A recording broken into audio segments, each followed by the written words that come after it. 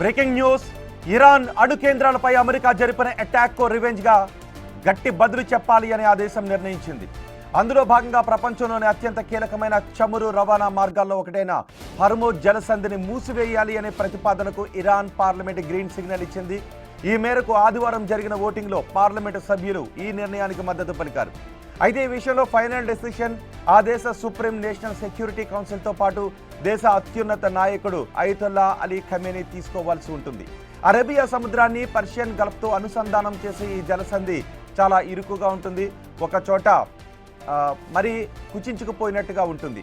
ప్రపంచ ఇంధనానికి అత్యంత కీలకమైన ధమని వంటిది ఈ జలసంధి. ఈ జలసంధి ద్వారా ప్రపంచ చమురు వాణిజ్యంలో దాదాపు 20% రవాణా ఇక్కడి నుంచే జరుగుతోంది.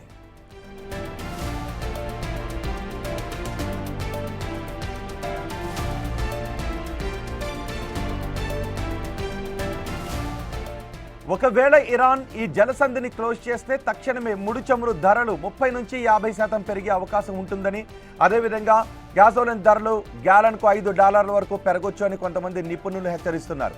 హర్మోజ్ జలసంధిని మూసివేయడం అంటే నౌకల రాకపోకలను అసాధ్యంగా మార్చడమే.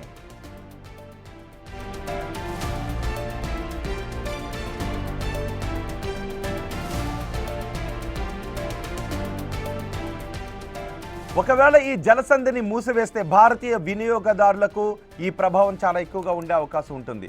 చమురు సరఫరాలో ఎటువంటి అంతరాయం ఉండదు అని ఇటు కేంద్రం అంటోంది. కేంద్ర పెట్రోలియం సహజ వాయువుల శాఖ మంత్రి హర్దీప్ సింగ్ పురి ఈ విషయాన్ని స్పష్టం చేశారు. ఈ ప్రభావం మనపై పెద్దగా ఉండదు అని.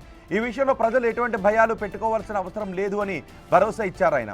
ప్రస్తుతం మనకు వచ్చే సరఫరాలో ఎక్కువ భాగం హర్మోజ్ జలసంధి ద్వారా రావడం లేదు అని మంత్రి తెలిపారు. దేశంలోని చమురు మార్కెటింగ్ సంస్థలైన Indian Oil, Bharat Petroleum, Hindustan Petroleum దగ్గర అనేక వారాలకు సరిపడా నిల్వలు ఉన్నాయి అని ఆయన చెప్పారు. వివిధ మార్గాల ద్వారా ఇంధన సరఫరాలు నిరంతరాయంగా అందుతూనే ఉన్నాయని వివరించారు.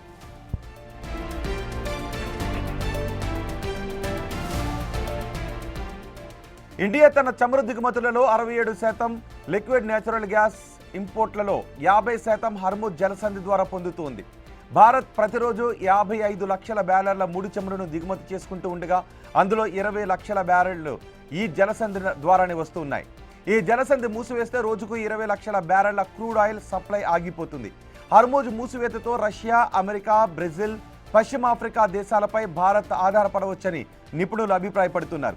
భారత్కు ప్రధాన వనరుగా ఉన్న రష్యా తన చమురు రవాణాకు హర్మూజ్పై ఎక్కువగా ఆధారపడదు.